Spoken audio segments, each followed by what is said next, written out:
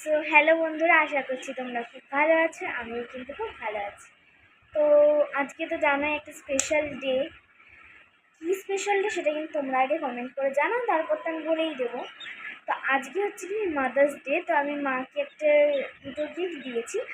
একটা জিনিস দিয়েছি, সেটা হচ্ছে কি একটা আর্ট পেপারে একটা জিনিস হ্যাপি মাদার্স ডে বলে বানিয়ে দিয়েছি, আর একটা ফুল বানিয়ে দিয়েছি, আর একটা জিনিস কি তোমাদেরকে দেখিয়ে দিচ্ছি। মার মাথাটা যা গরম, তার জন্য একটা আইস রোলার দিয়েছি।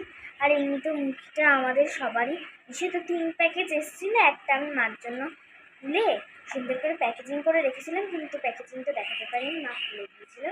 এই যে আইস রোলার, ফুল ভরে এটাতে দেয়, তোমরা হয়তো অনেকে ইউটিউবে দেখেছো। আর এখান থেকে পুরোটা ফিল করে দেয়, তোমাদের সাথেও শেয়ার করলাম।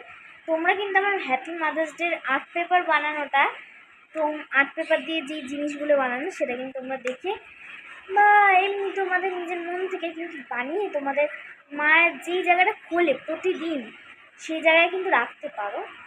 অবশ্যই তোমার মা দেখবে, ভীষণ খুশি হবে। আর এখন তো মা নেই, তাই আমি এইটা দিয়েছি। Sorry, bye, tata.